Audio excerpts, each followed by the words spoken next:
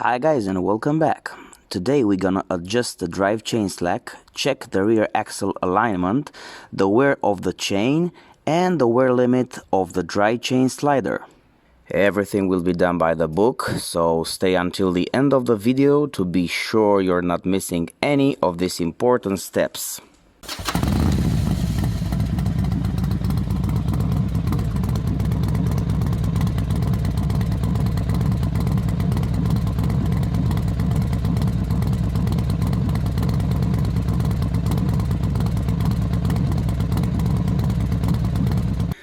These are the tools that we're gonna use: a 22 and a 27mm socket spanner, 22 and 27. The 12 and 14mm throw spanner, it's already provided in the toolbox from Honda. The 27mm socket spanner, we're gonna use it to loosen tight the rear axle nut. The 12 and 14mm throw spanner, we're gonna use it for the adjusting nut and for the lug nut. First we have to inspect the chain slack. This has to be between 30 and 40 millimeters or 1.2 1.6 inches. Let's measure my chain slack. The measurements have to be done in the mid-range of the chain to be sure that you measure the correct slack.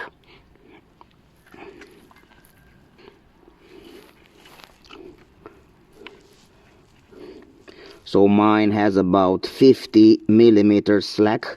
That's a lot. You have to repeat the measurements also on the other parts of the chain to be sure that you have either the same amount of slack or you will have a different amount of slack depending on the chain wear. In my case, in some parts of the chain I have even 55 millimeters, so you have to adjust the chain where the slack is lower. So I'm gonna adjust the chain where the slack is until 50 millimeters. You have to consider that too less slack on the chain can cause serious damage to the sprockets, or a loose chain can even damage your frame. So in the book it's not recommended that you even drive the bike if the slack is higher than 60 millimeters. As I told you, you can even damage the frame in this way. Last time when the drive chain slack was adjusted was when I changed the tires 2,400 kilometers before. So after 2,400 kilometers I have to readjust the chain slack. The bike has now 17,000 kilometers, and when it comes to the chain I can see some links which are not perfect. The next step is to loose the rear axle nut, which is located on the right side of the swing arm. For this we're gonna use the 27mm socket spanner. It was quite tighted, but with some force. You don't have to open completely, you just have to loose it, and that's it to be able to adjust the slack. When you work in this area you have to take care about the wheel speed sensor, not to damage it. And take care also about the pulsar ring, which is located here. The next step is to loosen the lock nuts, which are located on both sides of the swing arm. This is the left lock nut, which has to be loose.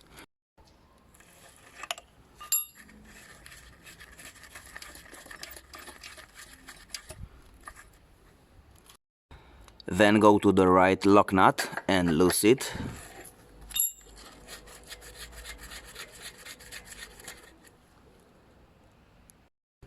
And now on the next step, with a 40mm throw spanner, we're gonna tighten the adjusting nut equally on both sides of the swing arm.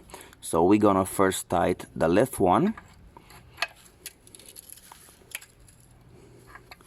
Tighten once and twice, and now equally on the other side.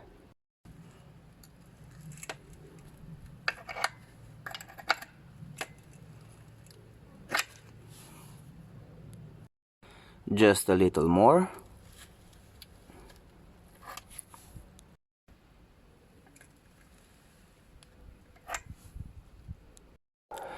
I don't have to tell you that clockwise you will tighten it and counterclockwise you will loose it.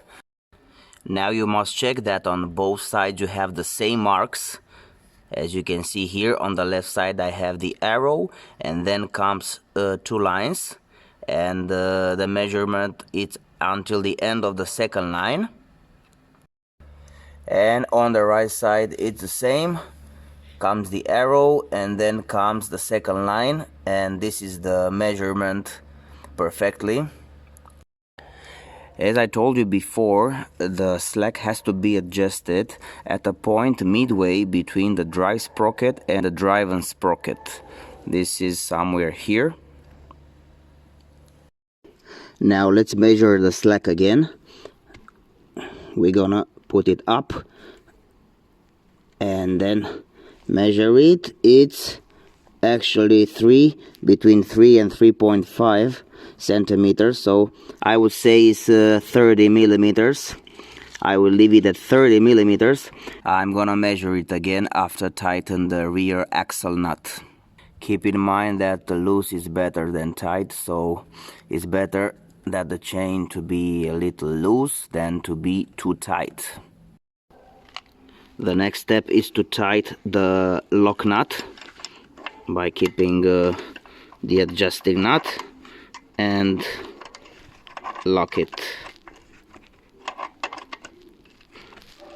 Of course not too tight, you don't have to tighten it. The same we're gonna do on the right side, the same procedure, just tighten it not so tight. Now you can tie the rear axle nut with a torque key.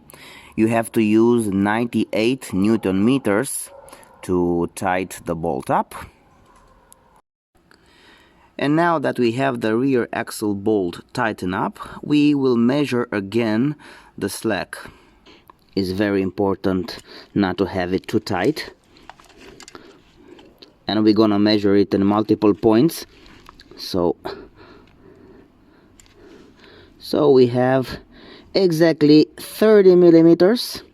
I'm gonna leave it like this, and I'm gonna measure it also on other sides just to be sure that it's okay. Let's measure it here.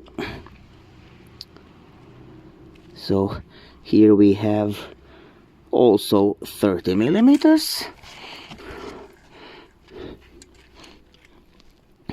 Here seems like a higher slack. Let's check it. Here we have, we have 35. So you see, we have between 30 and 35 millimeters during the drive chain.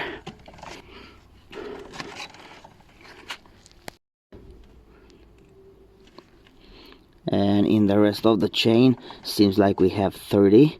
There is one spot where we have 35. Here we have also 30. And 30, yeah. So it's okay. Only in one spot we have around 35 millimeters, but it's still okay. The slack should be between 30 and 40 millimeters. What I forgot to tell you is that the torque for tighten up the adjusting nut and the lock nut, it's 21 Newton meters, just to take in consideration. What we have to check again is the drive chain slider. As you can see there is a rubber part which protects the frame from the chain. It's reached its limits. As you can see that arrow over there, it's at the top, so I have to consider also changing this slider very soon. So this is the bottom indicator of the slider, and there you have the indicator on the upper side. As you can see, it's also at its limits, so soon needs to be replaced. Let's check now the drive chain wear indicator. We actually have this arrow which points at the beginning of the green line. So actually the chain, it's on the green line. We adjusted the slack. Now the chain has a proper slack, and the indicators told us that the chain is still good to go. The problem will come when the indicator, when the arrow will go to the red line. Then the chain needs to be changed. And yeah, this is the wear indicator from the swing arm. Let's check the rear sprocket wear after 17,000 kilometers. From what I can see, it has a slight wear.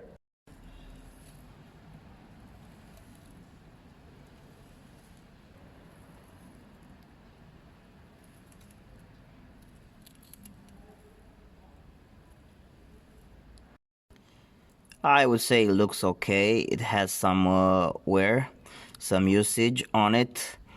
It's still okay for a few thousand kilometers. What's left to do is, of course, clean the chain and lubricate it to have it in a perfect condition. This was the procedure of adjusting the drive chain slack on a Honda NC750X. It's a simple but very important procedure. You can just follow the manual step by step and you can do it yourself. I really hope that this video was very useful for you. If you like the content on this channel and you want to support it, you may consider subscribing. Thanks a lot for watching. Until next time, bye bye.